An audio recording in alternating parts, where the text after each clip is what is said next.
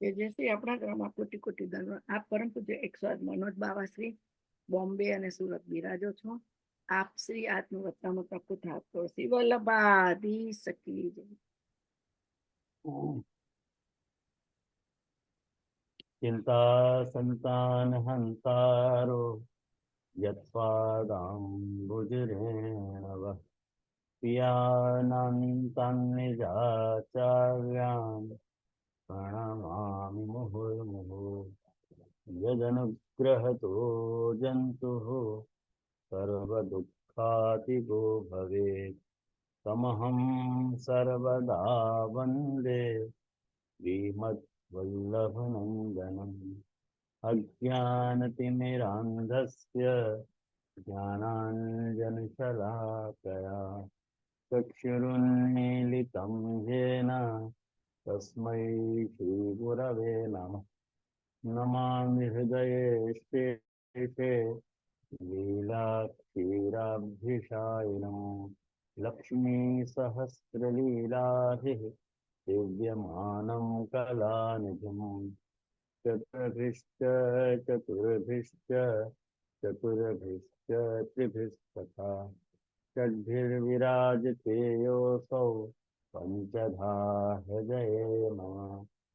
आचार्य वाचः प्रणमामि भाष्यनिबन्धित बोधिनी स्थायितराष्ट्रयाश्चार्य मत्स्वान्तागत्य कृपाकृतास्ता मदीयवाचां वचयन्त्यलं कृतम्।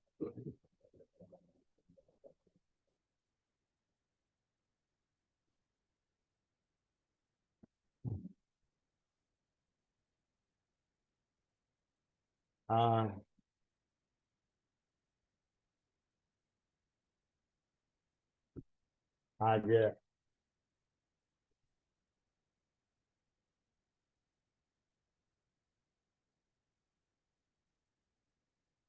नाम रत्नाकर स्तोत्र के अंतर्गत 54वां नाम दिक् चक्रवर्ती सत्कीर्ति को अपन देख रहे थे और ठाकुर जी कृपा से अपन ने वो नाम को पूर्वार्ध देखे। अभी अपना नाम पूरा नहीं भयो, अंतिम भाग जो है तो वो शेष रह गया, तो आज अपन वहाँ को देख लें। कल की सारी बातें आप लोगों के ध्यान में होंगी ऐसे मैं सोच के चल रहा हूँ, और जिनने नोट्स बनाए हैं उनको भी वह नोट्स की सहायता मिली होगी।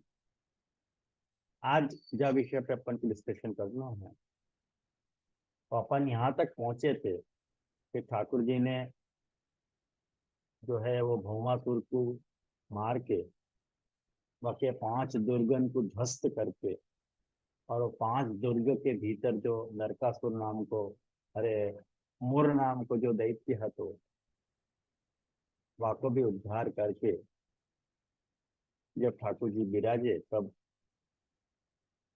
पृथ्वी देवी ठाकुर जी की स्तुति करके आई, और पृथ्वी ने बहुत सुंदर स्तुति करी। आप स्तुति आप देखो,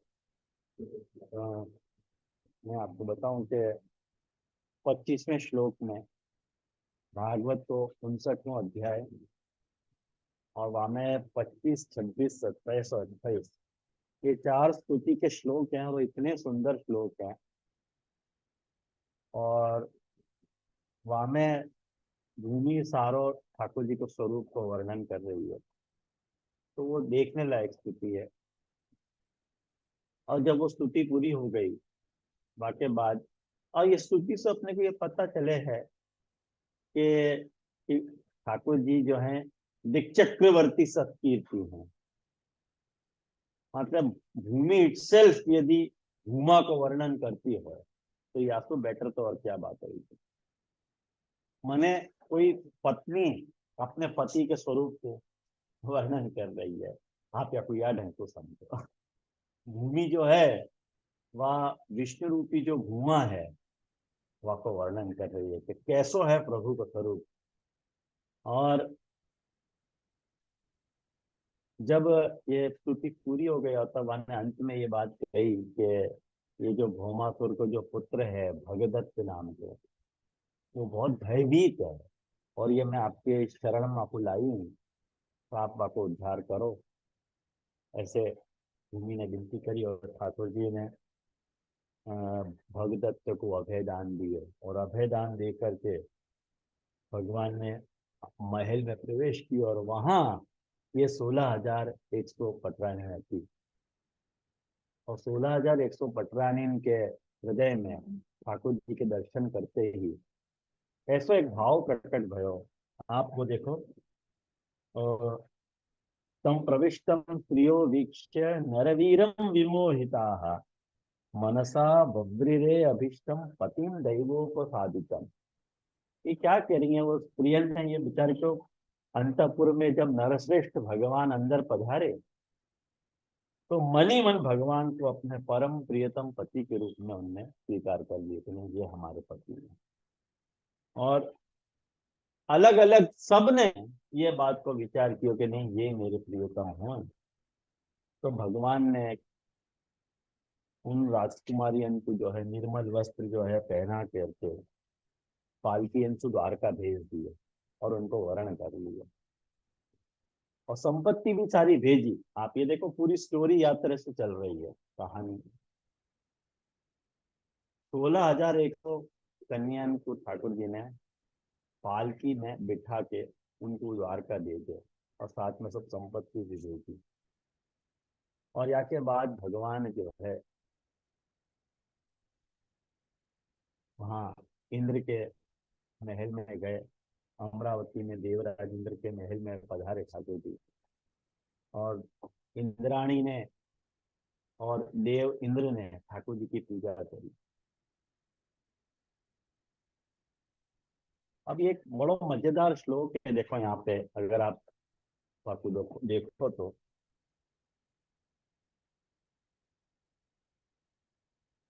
वहां पे अमरावती में जो इंद्र को महल हतो, इंद्र के महल में जो बगीचा हतो, वह बगीचा में पारिजात नाम को वृक्ष हतो। अपने यहाँ धरती पे जो पारिजात वृक्ष लगे हैं, जैसी सुगंध रात को ही आवे अपने को, दिन में नहीं आवे बाकी सुगंध। तो वो पारिजात वृक्ष को श्राप इंद्र के द्वारा ही मिलो भयो है। इंद्र ने जब ठाकुर जी ने वाकू जबरदस्ती बलपूर्वक को ले गए हो, मैंने ठाकुर जी पारिजात वृक्ष को लेके भूमि में पधारे, तब इंद्र ने पारिजात वृक्ष को श्राप दियो तो के तेरी सुगंध जो है रात को ही आएगी, दिन में नहीं आएगी। तो और यह ये जो इंद्र है, यह इंद्र के बारे में भागवत का ने एक बहुत सुंदर विधान किया है। आप देखो यहाँ में सुखदेव जी परीक्षित जी से ये बात कह रहे हैं, ये बात आप लोग ध्यान से सुनो कि इंद्र को जब अपना काम बनाना हो तो तब उनने अपना सिर झुका के मुकुट की नोक से भगवान कृष्ण के चरण को स्पर्श करके सहायता की भिक्षा मांगी। तो मैंने आपको बताया पूरा प्रसंग बताया कि कैसे भौमासुर के अत्याचार से पीड़ित होकर के देवराज इंद्र ने ठाकुर जी से विनती करी कि आप हमको ऐसी रक्षा करें। और जब भौमासुर को मार दिया ठाकुर जी ने, भौमासुर को वध कर दिया, तब वही इंद्र ने कृष्ण से लड़ाई भी करी पारिजात वृक्ष ले जावे के लिए। लड़ाई भई है पारिजात वृक्ष को ले जावे के कारण।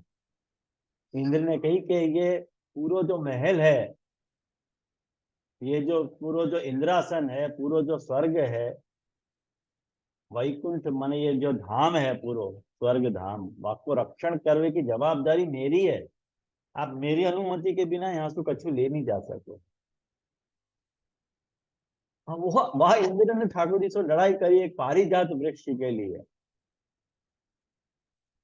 वो प्रसंग यहाँ पे बताया नहीं गया है, यहाँ पे उल्लेख नहीं करोगे। आप श्लोक को देखोगे ना तो इंद्र और कृष्ण के बीच में जो युद्ध भयो वाको यहाँ वर्णन नहीं करो गयो है, लेकिन वाको दिशा निर्देश कर दियो गयो। आप देखो शब्दंश अपने को पता चले कि वो प्रसंग भागवत में ओमिट कर दिया गया है, जरूरत नहीं समझी होगी भागवतकार ने वह प्रसंग को बताने की, ऐसा भी हो सके।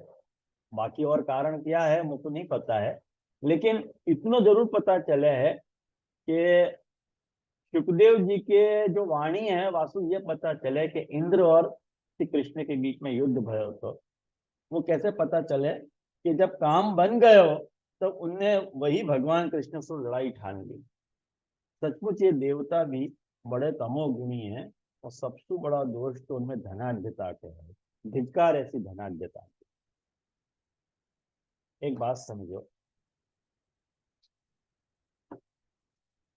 यहाँ पे या श्लोक के सुबोध नीचे में वो कह रहे हैं कि इंद्र ने ऐसा क्यों किया, ठाकुर जी से लड़ाई क्यों करी। तो भागवतकार खुद ये बता रहे हैं कि ये देवतान में एक सबसे बड़ा दोष है धनाढ्यता को, ऐश्वर्य को बड़ो दोष है। और वह उत्तर के कारण वाकु ये अभिमान पन को के वाकु लड़ाई करी। महाप्रभु जी बहुत सुंदर कह रहे हैं कि सात्विकानाम ज्ञान प्रधानानाम केवल तमोरूप अज्ञानमिति। जो सात्विक हैं, जो ज्ञान प्रधान है, उनको तमोरूप अज्ञान हो गए है। महाप्रभु जी कह रहे हैं ये बात। और वो अज्ञान क्या है, आढ्यता हेतुत्वेन निरुच्यते। उनके पास जो संपत्ति हो गए है वह संपत्ति को अभिमान उनको बहुत हो गया है। अब वह संपत्ति के अभिमान के कारण उनने ठाकुर जी से लड़ाई करी। तो ऐसी धनाढ्यता क्या काम की, जो धनाढ्यता तुमको श्री कृष्ण से लड़ने के लिए प्रेरित करे। या के कारण ही अपने यहाँ देखो, अपने यहाँ वार्ताकार में भी आवे है कि भले कितनी भी संपत्ति वाले वैष्णव हों, उन संपत्ति वाले वैष्णव ने यदि भगवत सेवा नहीं करी तो उनको धिक्कार करते हैं। और अपने यहाँ ऐसे ऐसे वैष्णव धनाढ्य वैष्णव भय हैं जिनकी अपने यहाँ जैसे दामोदर संभल वाले की मैं बात करूं तो वहां जमाने के 60 करोड़ रुपया निकले। अब आप सोचो कितनी संपत्ति उनके पास होगी,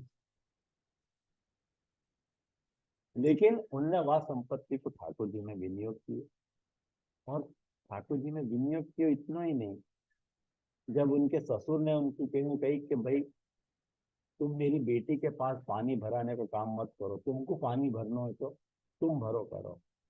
तो उन्हें पत्नी को भी साफ कह दी कि नहीं भाई, तुमको यदि मेरी पत्नी बने रहना है तो तुमको भी जल भरने की सेवा करनी पड़ेगी। तो वो जो धनाढ्यता है उनकी भक्ति में बाधा रूप नहीं है। वो धनाढ्यता के कारण वो भक्ति में बाधकपन आ रहा है।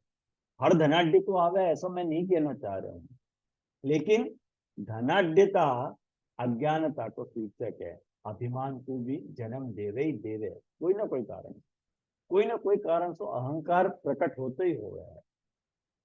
ऐसा हो ही है, धनाढ्यता को ऐसा अहंकार हो गया। तो यही सूरत्व को बाधक है, मैंने ये देवतान को जो बाधक है वो यही है। अब याके बाद देखो वैष्णव, ये दिक्चक्रवर्ती सतकीर्ति को एक और उदाहरण भागवतकार यहाँ पे देना चाह रहे हैं। ये अपन ने इतने उदाहरण तो देखे ठाकुर जी के कि ठाकुर जी ने भौमासुर को मारो, और मैंने भौमासुर के मैंने मुर नाम के जो हुआ के जो 7 पुत्र थे उनको मारो, मुर को मारो, सब किलाबंदी तोड़ी, 5 प्रकार की किलाबंदी को तोड़ो ठाकुर जी ने, इतनो सब करो। वासु आपकी एक चक्रवर्ती सतकीर्ति पन प्रकट भयो। एक और उदाहरण बता रहे हैं यहाँ कि जितनी 16,100 पटरानी हती उनको ठाकुर जी ने विवाह करे और उनको पति रूप में ठाकुर जी ने वर्ण किए। अब ये जो उनको वर्णन कियो है यहाँ पे, हमें आप 43वां श्लोक देखो आप, 43 नंबर का श्लोक आप देखो। मामे वो कह रहे हैं कि ग्रहेषु तासाम अनपायिनी अतर्क निरस्त साम्यातिशयेषु अवस्थितः।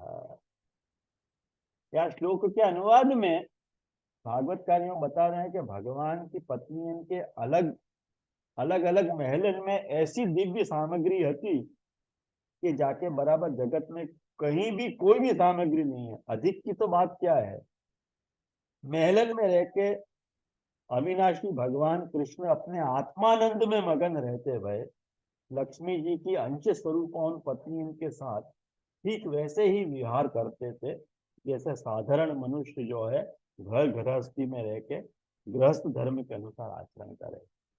या ठाकुर जी को ये अपन श्लोक पढ़े ना तो अपन को ऐसा लगे कि ठाकुर जी की जो हैसियत है एक साधारण लौकिक पति जैसी हैसियत है,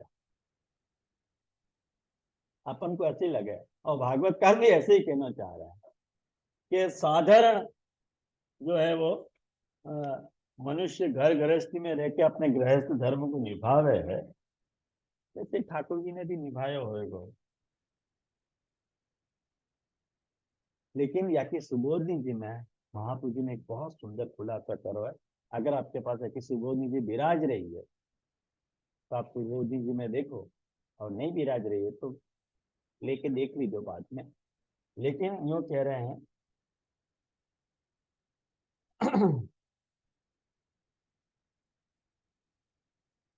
कि जितनी भी कन्याएं हती 16,000 राजकन्याएं, उस सभी राजकन्या में ठाकुर जी ने लक्ष्मी के अंश को आविर्भूत किया। पहली बात, लक्ष्मी को अंश में आविर्भूत किया। और एवं करने, क्यों भाई लक्ष्मी जी के रूप को आपने क्यों आवेश कियो, एवं करने हेतु क्यों गुसाई ठाकुर जी ने ऐसा कियो, तो कह रहे हैं कि निज कामेन संप्लुत। एक बात समझो कि या के लिए कि निज काम को पूरा करने के लिए। तो निज काम क्या है, आप जो खुलासा करें कि सेनायाम आगतायाम कामोपि आविर्भूत है। भाई सेन को अर्थ है तन, जीवन। सेन को अर्थ अपन इशारा ही समझे हैं, सेन काम की लायो तो सावन आयो। अपन सेन शब्द को अर्थ जो है इशारा समझे हैं, लेकिन सेन शब्द को एक दूसरा अर्थ शरीर भी हो गया है, सेन शब्द को अर्थ जीवन भी हो गया है। और यूं कह रहे हैं ठाकुर महाप्रभु जी कह रहे हैं कि जब जीवन मिले ना, देह मिले ना, तो काम भी आविर्भूत हो गए, काम भी प्रकट हो गए। मैं ज्यादा खुलासा नहीं कर पाऊंगा, लेकिन आप लोग शायद समझ पा रहे हो मैं क्या कहना चाह रहा हूँ। तो काम भी आविर्भूत हो गए। तो क्या ठाकुर जी में वाही तेरे को काम उत्पन्न भयो, जैसो साधारण मनुष्य में काम उत्पन्न हो गए। तो वाको निषेध कर रहे हैं महाप्रभु जी कि जीव काम व्युदासार्थम निज पदम। आप देखो मूल श्लोक में निज काम लिखा है, निज काम संप्लिप्त। भाई जीव को जैसा काम हुए ना, ऐसा काम ठाकुर जी को नहीं हुआ, गलत समझ रहे हो। वाकई लिए महाप्रभु जी ने बहुत सुंदर यहाँ पे पंक्ति लिखी है कि भगवान की तो इंद्रिय नहीं है। अगर आप मान लो कह रहे हो कि जीव ठाकुर जी को जो काम है वो जीव काम नहीं है, तो काम तो इंद्रियन के द्वारा ही ग्रहण हो गए है, इंद्रियन से काम की संपूर्ति हो गए है। और ठाकुर जी को तो इंद्रिय नहीं है, तो फिर निज काम की संप्लुप्ति को क्या अर्थ है, महाप्रभु जी से पूछी। महाप्रभु जी खुद प्रश्न खड़ो करके आपको समाधान दे रहे हैं। तो यूं कह रहे हैं कि प्रभु जो है ब्रह्मानंद रूप लक्ष्मी में रमण कर रहे हैं, न कि दूसरे स्थान पे। तो यहाँ रमण कैसे कर रहे हैं महाप्रभु जी, यूं कह रहे ठाकुर जी यहाँ रमण कैसे कर रहे हैं। तो कह रहे हैं कि भाई सेना के आवे पे काम भी प्रकट हो, ये बात तुम समझ गए कि नहीं, समझ गए। लेकिन ये काम जीवन के काम के समान नहीं है। जो अगर मान लो यदि ऐसो है, ठाकुर जी इंद्रिय रहित हैं, ठाकुर जी को काम जीव के काम के समान नहीं है, तो स्त्रियन को संकल्प सिद्ध नहीं भयो होएगो। स्त्रियन को जो भी संकल्प હતો वो तो असिद्ध भयो होएगो, पूरो नहीं भयो होएगो। यूं कह रहे हैं कि भाई ठाकुर जी को उन काम की संपूर्ति के लिए देह की आवश्यकता नहीं। ख्याल में आया? देह की आवश्यकता नहीं है, ठाकुर जी वाके बिना भी काम की संपूर्ति कर सकते हैं। यानी ठाकुर जी में प्राकृतत्व नहीं है। और अपन ये स्पष्ट उदाहरण देख सकते हैं, आप लोगों ने शायद महाभारत देखी हुई थी, तो महाभारत जी में वेद व्यास जी वेद व्यास जी जो है दृष्टि सु गर्भ धारण करवाना, और उनके दृष्टि के द्वारा 3 गर्भ की संतति भई है, गर्भ में संतति 3 बार भई है। माने धृतराष्ट्र, विदुर और पांडु।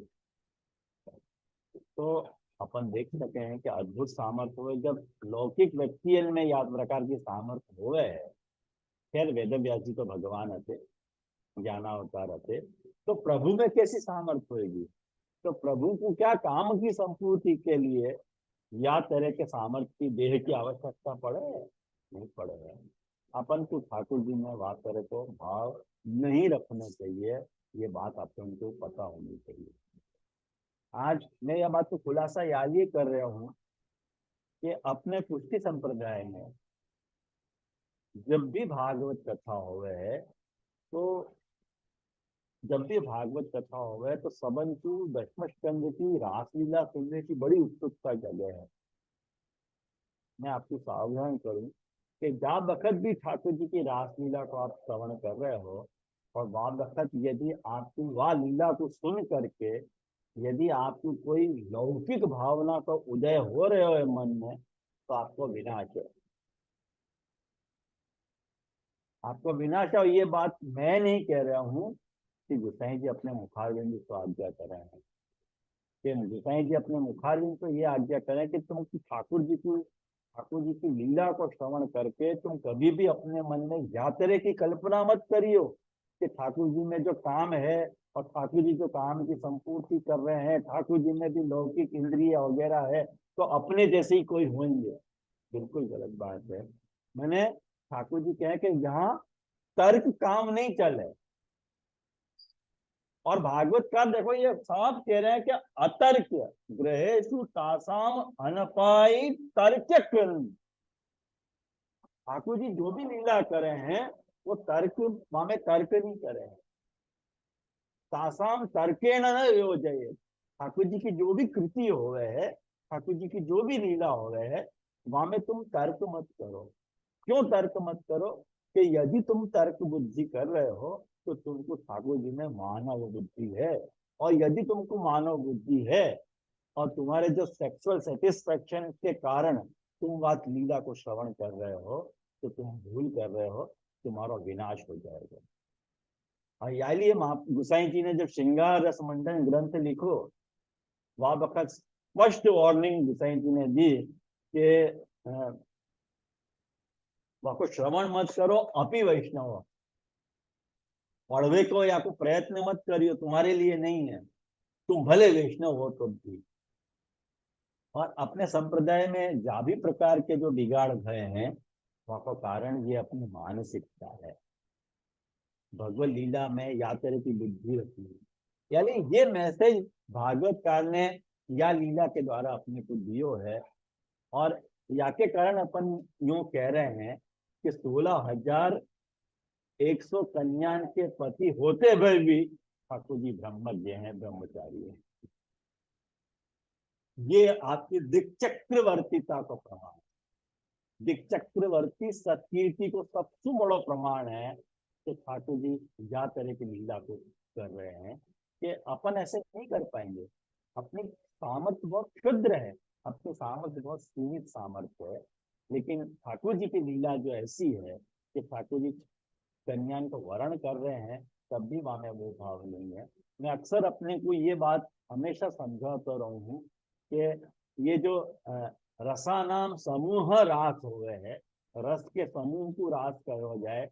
और रास कुछ भी नहीं है। ठाकुर जी अपनी जो कर्मेंद्रिय हैं और अपनी जो ज्ञानेन्द्रिय हैं, क्या अपन उन कर्मेंद्रियन को और अपनी ज्ञानेन्द्रियन को कोई मूर्त रूप दे सके, कोई रूप दे सके? लेकिन ठाकुर जी दे सके। ठाकुर जी में जो कर्मेंद्रिय है, कर्म करने की जो शक्ति है, वह को मूर्तिमान स्वरूप ये अग्नि कुमारिकाएं हैं।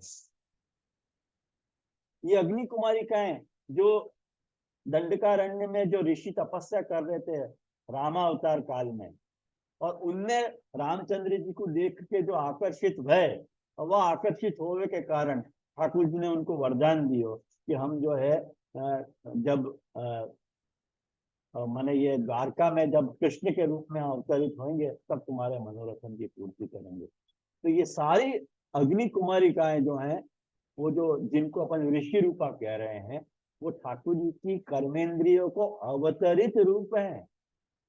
ठाकुर जी की कर्मेंद्रिय कर्म करने की शक्ति की मूर्तिमान स्वरूपा है। और जितनी भी विवाहित गोपियां हैं जिनको अपन ऋषि वो प्रौढ़ कह रहे हैं, विवाहिता गोपी कह रहे हैं, श्रुति रूपा कह रहे हैं, वो सारी ठाकुर जी की ज्ञान शक्ति को अवतरित रूप है। ठाकुर जी के स्वरूप को समझ रही है, ठाकुर जी के स्वरूप को जान रही है। आप एक बात बताओ कि ठाकुर जी के स्वरूप को जानना, जैसे अपन कोई चीज को समझ रहे हैं तो अपनी ज्ञान शक्ति से समझ रहे हैं, अपन कोई चीज को कर रहे हैं तो अपन की क्रिया शक्ति से अपन वह कार्य को पूरा कर रहे हैं। तो क्या अपन को अपनी क्रिया शक्ति और ज्ञान शक्ति के साथ जो खेलना है वो अपनो भी रास है, वो अपनो रास है। ऐसे ही ठाकुर जी अपनी क्रिया शक्ति को और ज्ञान शक्ति के साथ जो रमण कर रहे हैं, वहां का उदाहरण ये रासलीला है, या कुछ यहाँ अर्थ में लेना चाहिए। और ये अर्थ जो है ना वैष्णव, वो मेरे कल्पना को थोपो हुए अर्थ नहीं है, वहां पे भी जरा सर्टिफाइड अर्थ है, या तो आप खोज लीजिए, हमें जरा भी लौकिक बुद्धि नहीं आई ना बात ख्याल में। क्या बात को जब अपन समझें तो ठाकुर जी को, जहां रामचंद्र जी को एक पत्नी व्रत था, तो एक बात ध्यान को समझे, वहां कृष्ण को अनेक अनेक जो है युवतियों के साथ संबंध है, और फिर भी ठाकुर जी ब्रह्मज्ञ है।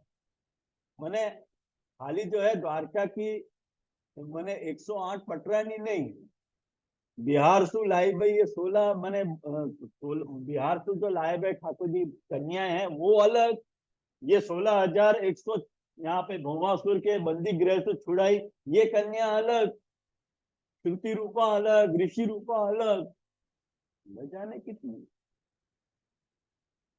लेकिन इन सब के साथ ठाकुर जी को क्या भी प्रकार का संबंध है, वो वह प्रकार का संबंध नहीं है दूषण वालों, बिल्कुल अदूषित निर्दुष्ट संबंध है। यह बात को अपने को कभी भूलना नहीं चाहिए। और ये अपन नहीं भूले तो अपने को या नाम में जो ठाकुर जी को जो रूप गुण प्रकट हो रहे हैं कि दिक चक्रवर्ती सतकीर्ति, ये एकदम उभर के आ जाए सामने इन सब लीला के श्रवण से। तो मेरे हिसाब से मैंने यह नाम को जस्टिफाई किए, कल पे जो अधूरो निरूपण हो तो वह तो मैंने यहाँ पूरा किया।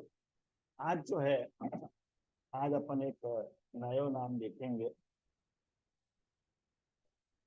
और वो नाम है महोज्वल चरित्रवान।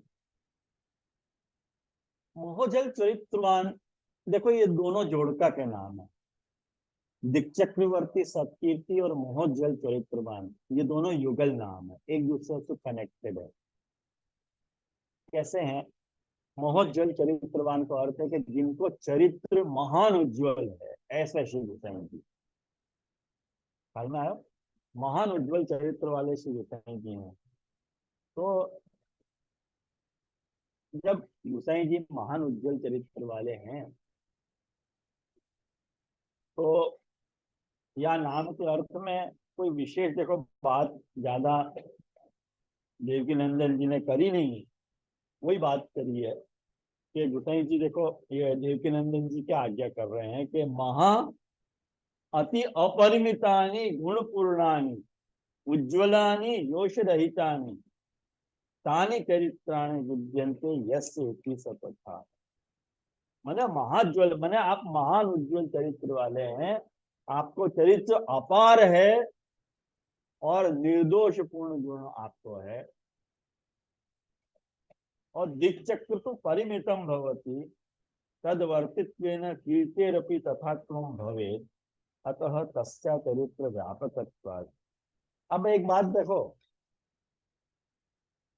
या के पहले को जो नाम आयो दिक्चक्रवर्ती सत्कीर्ति, तो दसों दिशा में आपकी कीर्ति व्याप्त है, लेकिन दिशाएं तो सीमित है ना, दिशाएं तो सीमित है। तो यूं कह रहे कि दिक्चक्रम तो परिमितम, भाई दिशाएं तो परिमित है, सीमित है, और उनमें आपकी कीर्ति यदि व्याप्त है तो आपकी कीर्ति भी परिमित हो गई, लिमिटेड हो गई। लेकिन आपका चरित्र यूं कह रहे हैं कि व्यापक चरित्र है, आपके चरित्र को कोई पार नहीं पाया जा सके। वह आशय को प्रकट करने के लिए ये नाम आयो है कि महा उज्ज्वल चरित्र आपको है। ये इतनो ये खाली देवकीनंदन जी ने या मैं टीका में खुलासा करो है।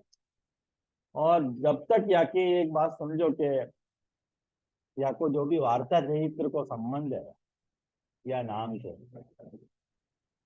या नाम को वार्ता चरित्र अपन यूं देखें कि ब्रज में कोई धनाढ़ ब्राह्मण रहते थे, वार्ताकार ऐसे बता मैं कि बहुत धनी ब्राह्मण रहते तो वाने अपने बहन की हत्या कर दी थी, पैसा के लालच में अपनी बहन को मार दिए थे।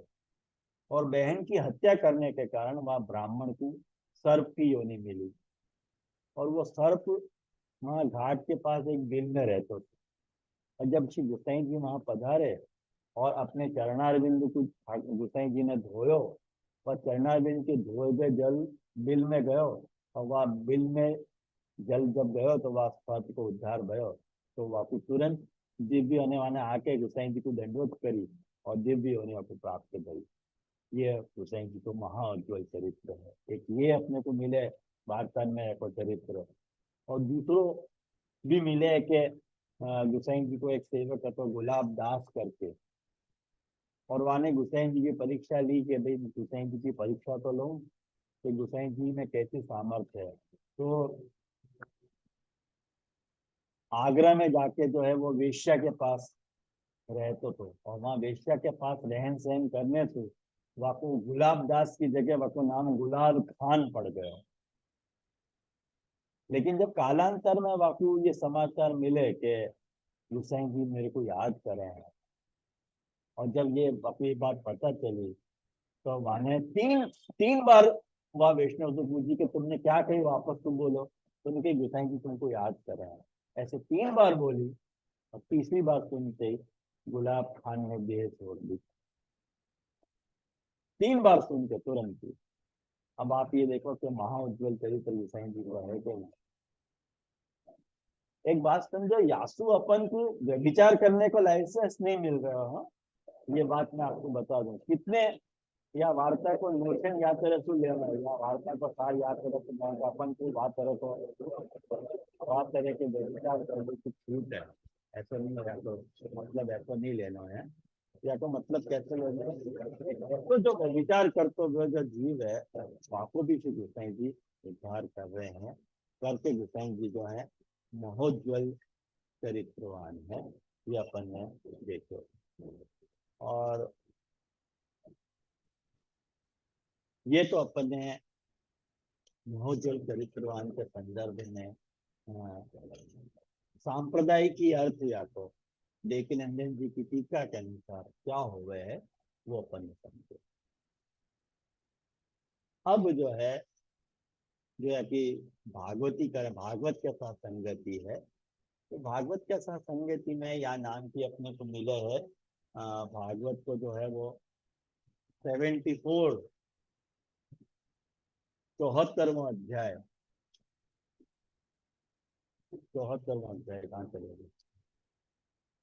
अगर आप लोग के पास है तो वो खोल लो आप। जहाँ में भगवान की अग्र पूजा और शिशुपाल को उद्धार। भागवत के अनुसार 74 अध्याय और सुबोधि जी के अनुसार 71 अध्याय है, 71वां अध्याय। यह अध्याय में कृष्ण हो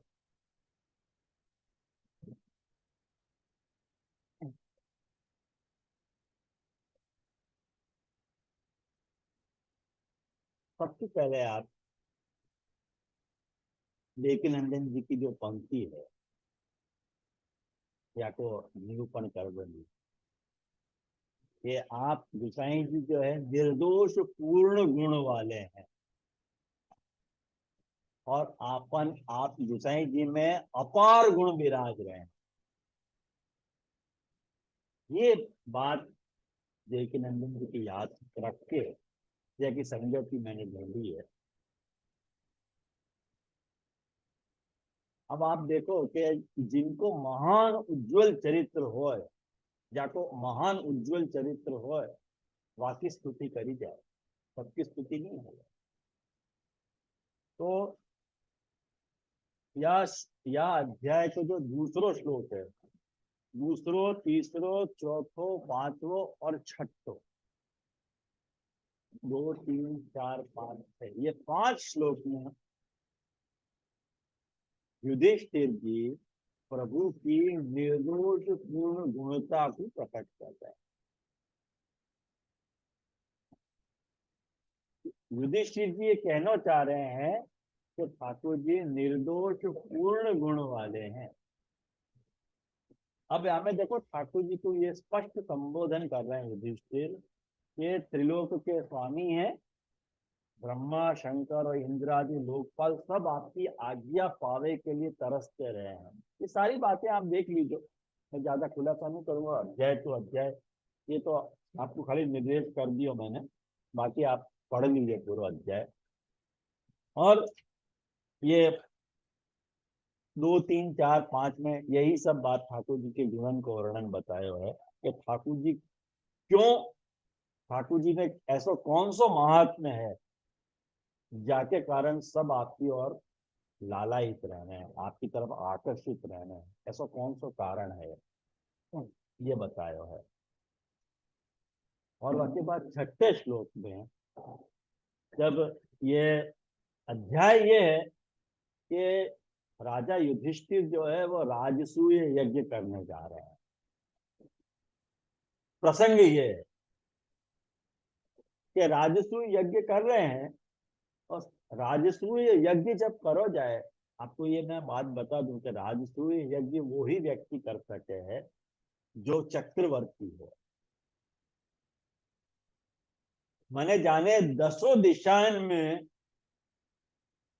जाकी कीर्ति हो, जाने सब राजान को जीते हो, वो राजसूय यज्ञ करने का अधिकारी है। हर राजा राजसूय यज्ञ नहीं कर सकते। अब यहाँ के लिए ये जो अध्याय है या एक अध्याय से अपन 2 नाम अपन समझ रहे हो, एक महोज्वल चरित्रवान और एक अनेक क्षितिपक श्रेणी मूर्धा शक्ति पदाम्बुज, जो 56 वो नाम आ रहा है वो भी यही अध्याय की संगत है। तो 2 नाम एक साथ अपन यह अध्याय को समझ रहे हैं। तो मैंने आपको ये बताई बात कि चक्रवर्तीता तब मिले है कि जब अपन सारे राजान को अपन जीत लें, और जो सारे राजा इनको जीते वो जब राजसूय यज्ञ करे तो राजसूय यज्ञ के प्रारंभ में अग्र पूजा हो है। अग्र पूजा का अर्थ क्या हो है कि जो सबसे बड़ो व्यक्ति होगा ना वहां को पहले पूजन करके यज्ञ प्रारंभ होगा, या को अपन अग्र पूजा कह रहे हैं। तो सुखदेव जी ने ये डिसाइड किया कि अब हमको राजसूय यज्ञ करना है। अब जिनकी 10 दिशान में कीर्ति है, दिक चक्रवर्ती सत्कीर्ति याद रखियो, जिनकी सब दिशान में जिनकी कीर्ति व्याप्त है, जिनको चरित्र इतना महान उज्जवल है, वासु आज्ञा नहीं लो तो कौन सा दूसरे से आज्ञा लो करके सुखदेव जी ने परीक्षित को कही कि हे परीक्षित, धर्मराज युधिष्ठिर ने या प्रकार से कृष्ण की आज्ञा ली कि आपकी आज्ञा हो तो मैं यज्ञ प्रारंभ करूं और आपकी पूजा करूं। अब हमें अनेक बातें ब्राह्मण के बहुत सारे नामन को डिस्कशन है, वो आप पढ़ लीजिए बाद में। लेकिन ये जब बात आगे चली तब जो है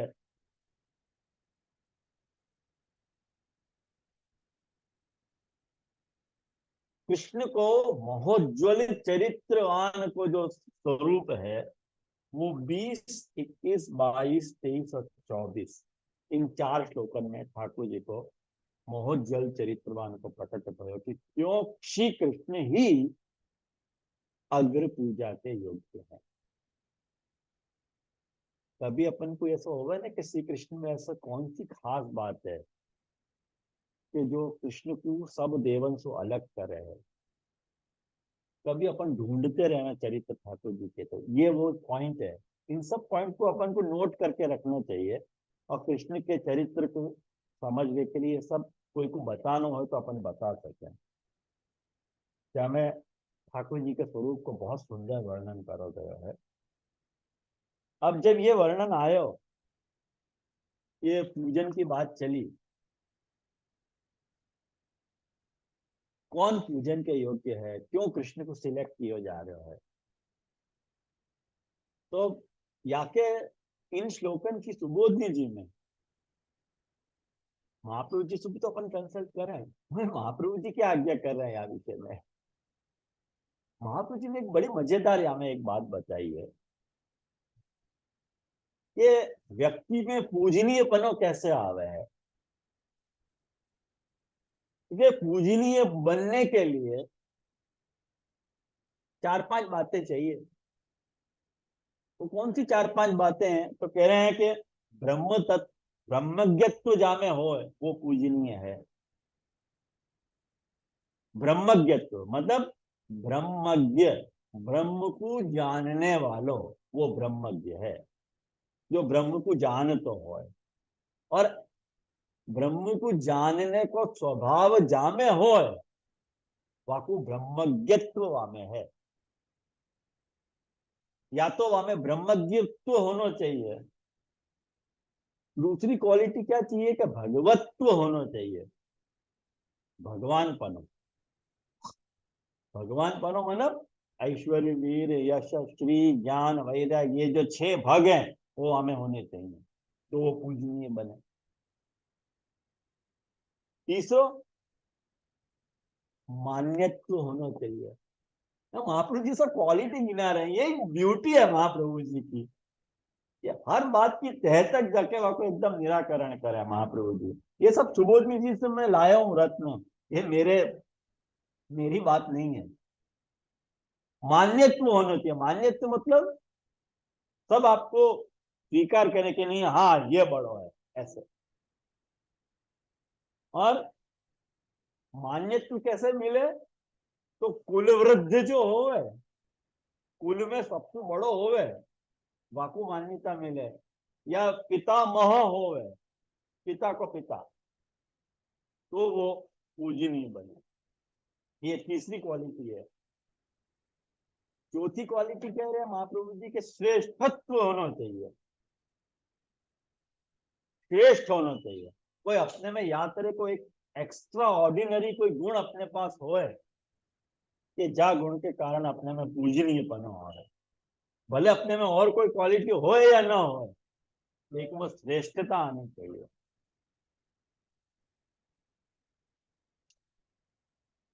और इन सब क्वालिटी को विचार करते समय जब युधिष्ठिर ने ठाकुर जी को सिलेक्ट करे तो सारे सभा सदन में या प्रकार की एक बहस छिड़ गई कि कृष्ण को क्यों सिलेक्ट कर रहे हो भाई।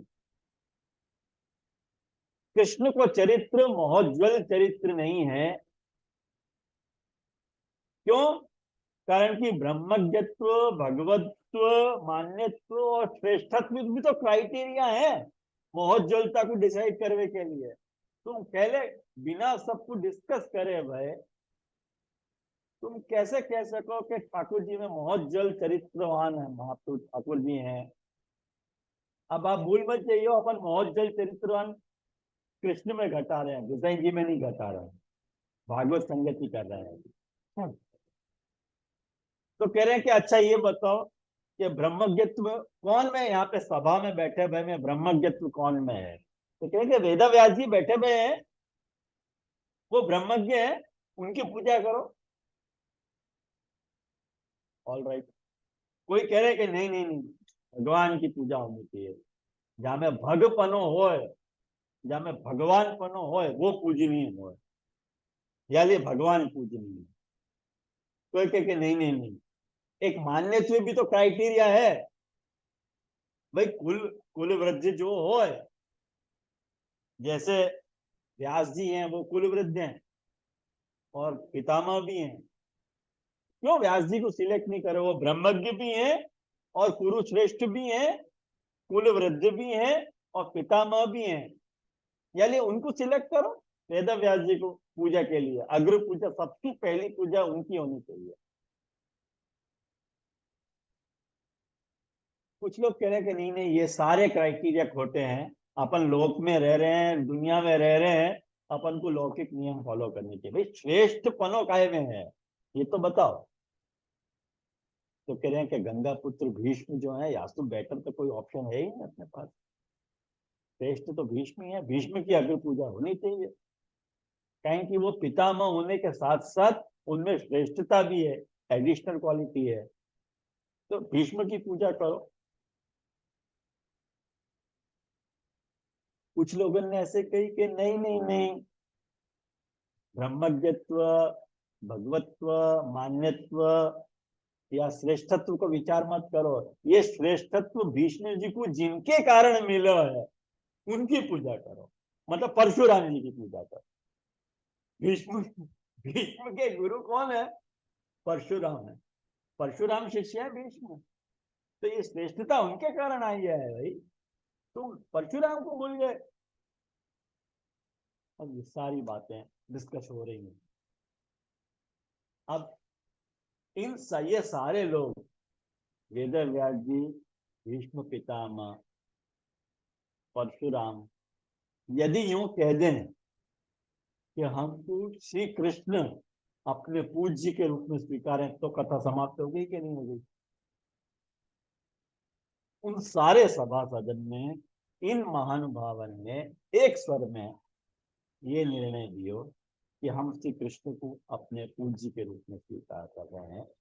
और ये बात देखो आप, यह अध्याय के मैंने आपको बताई बात,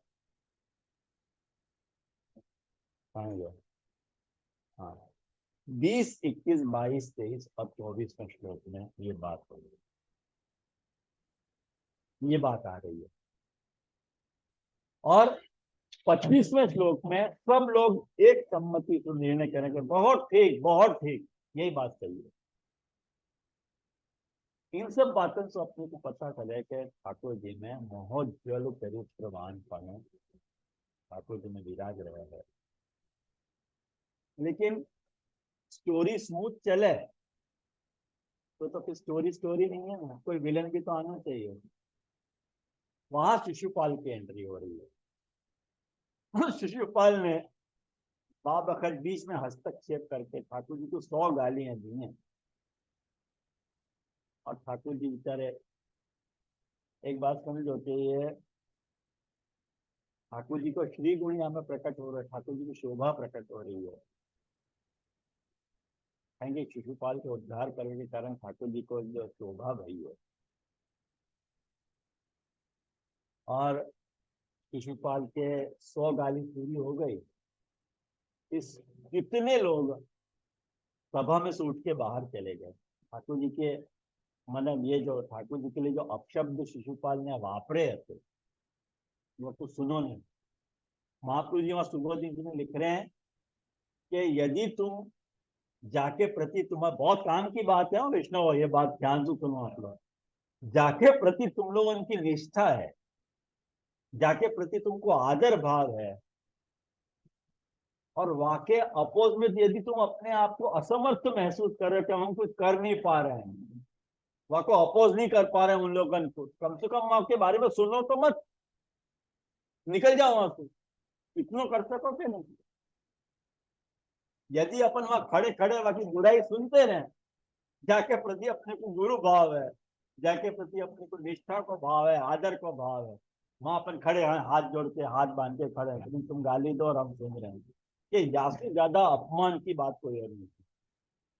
कम से कम वहां हाजिर नहीं रहने चाहिए, वहां तुम्हारा हाजिर नहीं रहना, यह बात को सूचक है कि तुमको आके प्रति निष्ठा है।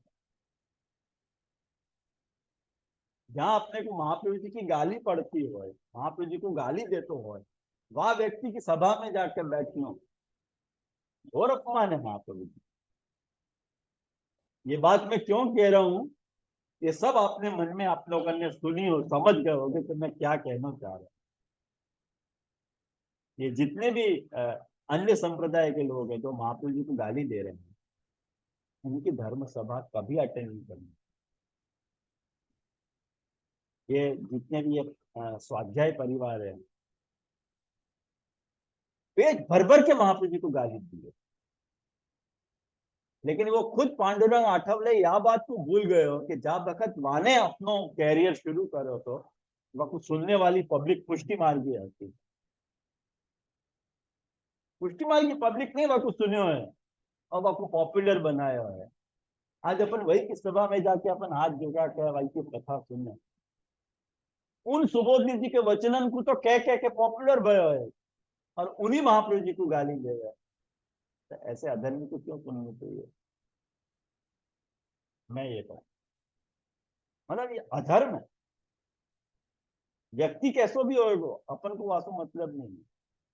अपन महाप्रभु जी के अनुयायी हैं, महाप्रभु जी की वाणी को जो अनुमोदन करते हो, आदर देते हो, सम्मान देते हो, वाकु सुनना चाहिए जाके, वो कैसा भी हो, अपन को वाकु क्या मतलब।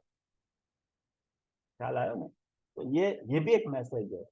अगर अपन ये कर रहे हैं तो अपन वहां महोज्वल चरित्रवान के प्रति अपनो निष्ठा को प्रकट कर रहे हैं। और साफ वर्णन आ रहा है कि सभा को छोड़ के भग गए कि हमसे सहन नहीं हो रहा है, कम से कम इतना तो करो। और ये देखो, मैं आपको प्रमाण बताऊं, 40वां श्लोक देखो, यह अध्याय को 40वां श्लोक। सुखदेव जी परीक्षित जी को यह बात कह रहे हैं कि हे परीक्षित, जो भगवान की या भगवद परायण भक्तों की निंदा सुनकर वहां से हट नहीं जाता, वो अपने शुभ कर्मों से च्युत हो जाता है और उसकी अधोगति होती है। ये मेरे वचन। अब आपने कौन को चिन्हो है अपनी निष्ठा को, आपकी निष्ठा कौन के प्रति है, ये कौन डिसाइड करेगा? आप डिसाइड करोगे। और आपने जाकर डिसाइड कर लियो, वहां के प्रति आपकी आदर प्रकट करना आपकी ड्यूटी है, कर्तव्य है। सारे राजाएं जो है ना, जो ठाकुर जी के सपोर्ट में आते, वो सारे तलवार लेके खड़े हो गए, लेकिन शिवपाल कोई के रोके नहीं, रोक रहे तो महान पराक्रमी हो तो, चेदी नरेश હતો, महान पराक्रमी योद्धा હતો शिवपाल। करके ठाकुर जी ने अपने चक्र से उद्धार किया। तो चक्र से उद्धार करके ठाकुर जी ने अपने अग्र पूजा को सर्टिफाई किया कि नहीं, मैं ही पूजन के योग्य हूँ। और वह वक्त जो है, सारे राजाएं एक सुर में अपना अपना मुकुट ठाकुर जी के चरणार में भर दियो कि नहीं, आप ही अग्र पूजा के योग्य, हम आपको समर्पित। तो ये देखो, अनेक क्षितिपथ श्रेणी मूर्धासक्त पदाम्बुज, ये नाम भी यहाँ सार्थक हो रहे है, और मोहज्जल चरित्रवान ये नाम भी यही अध्याय से जुड़ रहे हैं। तो दो नाम एक अध्याय से जुड़ रहे हैं, तो दोनों नाम आज अपन ने दो नाम कर लिए, कल एक नाम किए, तो तीन नाम अपने नाम रत्ना के स्तोत्र के पूरे भय, तो 56 नाम अपने पूरे हो गए। आपको ये संगति संगति लगी कि नहीं? एक बार फिर आप इन सारे पॉइंट्स पर विचार करियो, कहें कि 1 घंटा में इन सारी बातों को समावेश करके उनको क्लब करके आपको बताना टाइम बहुत कम पड़े। तो मुझको कितनी सी ऐसी ऐसा एक क्लास पूरी हो जाए, उसके बाद मुझको याद आया कि अरे ये बात तो मैंने कही नहीं, ये बात रह गई, फिर क्या फायदा, क्लास हो गई उसके बाद तो बेकार है। लेकिन मैं आपको कहूँ कि बहुत सारी ऐसी बातें रह गई हैं जिनको अपन या नाम से जोड़ सकते। तो जब आप सुबोधि जी देखोगे तो आपको खुद को पुरायमान होगा कि नहीं, ये बात भी सही सही है करके। आ, एक दो बातें और रह गई हैं, लेकिन अब इतना समय नहीं रह गया कि बातों को डिस्कस करता हूँ, लेकिन दिशा निर्देश आपको करूंगा। या सारी बातों को सुन के ये दुर्योधन को ये बात पची नहीं, और दुर्योधन कुरुवंश को रोग रूप હતો। कुरुवंश को रोग रूप હતો। आप लोगों को भी आ रही है आवाज यहाँ की? बहुत डिस्टर्बेंस है, यहाँ काम चल रहा है। तो ये रोग रूपता जीव में कब आवे है, कैसे आवे है, सुबोध जी से बहुत अच्छे सुबोध जी हैं, लेकिन मेरे पास अब आपको टाइम बचो नहीं है तो मैं आपको वो सारी बातें बताऊं सुबोध जी की। तो या कि 53वें श्लोक की आप सुबोध जी जरूर देख लीजिए, ये अध्याय तो जो 53rd श्लोक है, बाकी सुबोध जी आप अध्ययन कर लीजिए। ये जैसे अपन हमें महावीर जी ने ये बात बताई है कि जैसे आदमी जो है वो गरिष्ठ भोजन उम्र हो जाए और गरिष्ठ भोजन पचा नहीं पावे, ऐसे ही जो है मैंने जब अपने में पाप रोग अधिक बढ़ जावे तो ठाकुर जी को महिमा रूप जो गरिष्ठ भोजन है वहां को पचा नहीं पावे। तो महावीर जी ने ऐसे उदाहरण देकर हमें समझाया, बहुत बढ़िया बात है। और यह श्लोक के छेले में लास्ट श्लोक है 54th श्लोक, वहां में भागवत का ये बात कह रहे हैं कि जो मनुष्य विष्णु के या में ठाकुर जी के, देखो वो दिक चक्रवर्ती सतकीर्ति वाला जो अध्याय है वहां को लेके ये अध्याय तक ठाकुर जी के 3 बातें समझाई गई।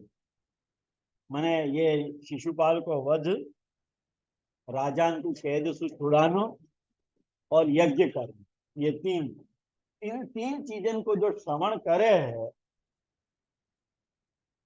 वो सर्व पापन से छूट जाए है, ऐसे भागवतकार कह रहे हैं कि यह इदम कीर्तयेद विष्णु हो कर्म चेज्य अवधादिकम राजमोक्षम वितानंच सर्व पाप ही प्रमुच्यते। ये ठाकुर जी को महोज्वाल चरित्रवान है। हरी लीला को आपको श्रवण करना है, श्रवण करवे मात्र तू आप सारे पापन से छूट जाओ। यासु ज्यादा महोज्वल चरित्रवान का क्या हो सकता है प्रभु की। तो महाप्रभु जी ने या कि सुबोध जी में ये बताया है कि ये जो चैद्य मैंने शिशुपाल वगैरह असुरन को जो वध कियो वो ठाकुर जी की तामस लीला थी, राजा को छुड़ानो ठाकुर जी की राजस लीला थी, और यज्ञ को श्रवण करना ये सात्विक लीला थी। तो इन लीला को श्रवण करके अपन अपने त्रिगुण से छुटकारा पा सकेंगे, ऐसा मैसेज ठाकुर जी यहाँ पर बताना चाह रहे हैं। तो ये कुल मिला के सारे नाम को संगति होती। तो हमको लगे आज अपन ना रखें, और एट लेंथ अपन ने डिस्कस तो करी है बात, और विशेष जो भी बात हो आप लोग पूछ सको अगर आपको नहीं आया हो ध्यान में तो। लेकिन अभी समय तो नहीं रहेगा, लेकिन आप लोग जरूर मैसेज में भी पूछोगे तो जरूर जवाब देंगे। तो यहाँ रखते हैं अपन।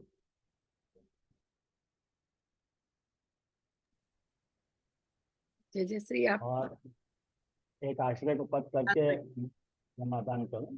आप गुसाई जी की बधाई बैठी है तो एक गुसाई जी की बधाई अपन गा लें कि हम तो श्री विठल नाथ उपासी, और ये राग नट में है।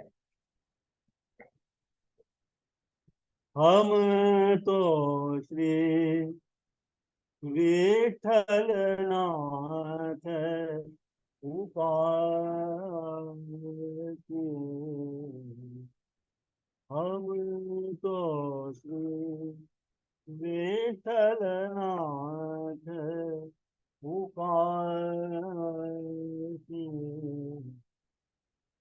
सदा सेवो श्री वल्लभ नंदन, सदा सेवो श्री वल्लभ नंदन, का करो जाय काशी,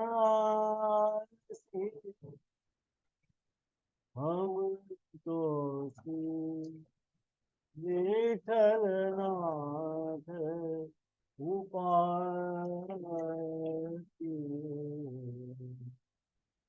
खांडनाथ जो और रुचि उपजते, तो कहियत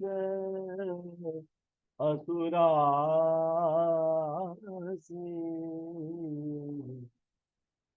शीत स्वामी धरन श्री विठल, शीत स्वामी गिरधर श्री विठल, वाणी निगम प्रकाशी, हम तो श्री विठल नाथ उपासी। मने ये चीज स्वामी कह रहे हैं कि हम काशी जाके क्या करेंगे, हम तो विठलनाथ को उपासन कर लें तो हमारा काशी जानो हो गयो कह रहे हैं, और इनको छोड़ के जाको और में इंटरेस्ट लग रहे हो है, वो तो असुर है। चीत स्वामी कह रहे हैं सो कहिए असुर आसी। और चीत स्वामी गिरधरन श्री विठल कह रहे हैं कि हम क्यों गोसाई जी को अनुसरण करना चाह रहे हैं, कारण कि वो मोहज्वाल चरित्रवान है, जिनकी कीर्ति जो है सब जगह व्याप्त है, और वाणी निगम प्रकाशित है। आपकी वाणी जो है वो निगम को प्रकाशित करे। हम आपकी वाणी को अपान करें तो हमको वेद के रहस्य पता चले हैं। तो ऐसा कह रहे हैं कि हम तो श्री विठल नाथ उपासी। तो ऐसे सुंदर ये कीर्तन है। तो सबन को गोसाई जी के उत्सव की बहुत बहुत बधाई मेरी तरफ से, और सबको आज अपन यहाँ रखेंगे।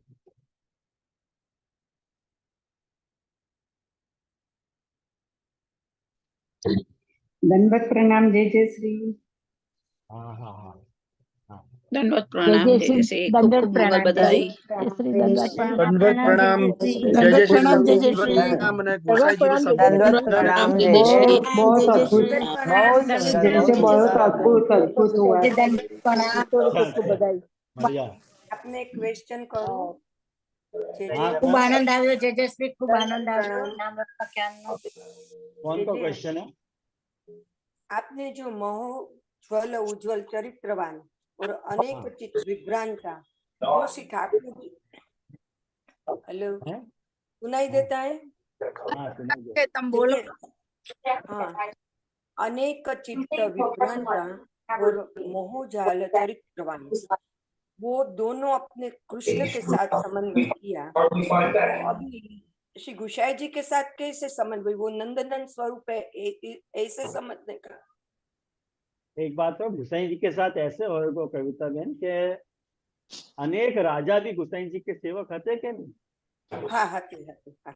हते ना, तो अनेक स्थिति तो श्रेणी मूर्धा सक्त पदाम्बुज भय के नहीं गोसाई जी। हाँ, बरोबर है। टोडल और जा करके ठाकुर जी ने शिशुपाल को संहार कियो, बाबा जी सब राजा ठाकुर जी के शरण आए, तो ठाकुर जी भी अनेक स्थिति तो श्रेणी मूर्धा सक्त पदाम्बुज भय। ऐसी संगति है कि नहीं? हाँ हाँ, संगति। मोहनजाल चरित्रवान अद्भुत आपने बताया। हाँ वो ब्रह्मत्व, महत्व, श्रेष्ठत्व कितना सुंदर आपने बताया। तो हाँ। ऐसे श्री गुसाई जी के साथ हम कैसे समन्वय करेंगे?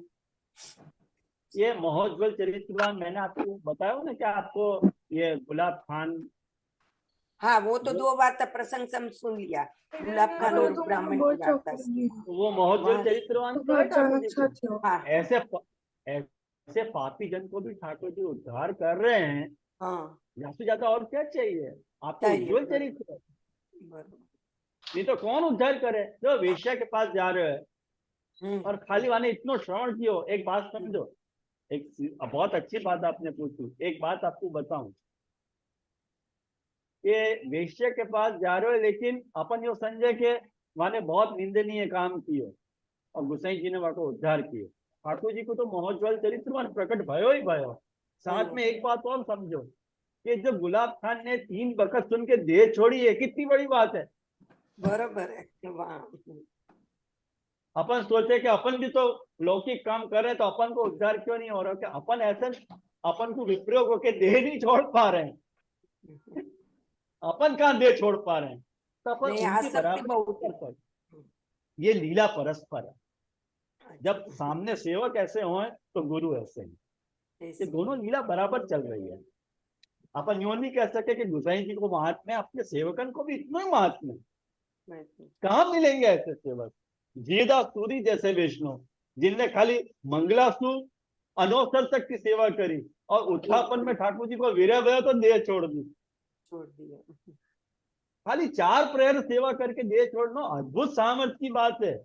वहां पे भी महाप्रभु जी को मोहज्वल चरित्रवान प्रकट हो रहे हो और जीदास सूरी को भी मोहज्वल चरित्रवान प्रकट हो रहे हो। निर्माण प्रगट हो रहे. अपने यहाँ बरोबर है. परस्पर है। अन्य ने और परस्पर है. अपने जैसा कोई अद्भुत अलग विलक्षण मार्ग ही नहीं है। कोई अपने जैसा कोई मार्ग नहीं है। मैं तो कहूँ अपने पुष्टि मार्ग को कंपैरिजन कोई नहीं करता है। परस्पर अपना है, ऐसा बरोबर मार्ग है. इतनी कृपा और बरस वाकुस रही है हमारे पर. और हाँ, आज और वाकुस आप लोग आचार्य हमारे पर बरस रहे हैं. और हाँ, सत्संग के माध्यम से श्री ठाकुर जी भी हमको विरह का दान दे और ठाकुर जी के चरणों तक हम पहुंचे.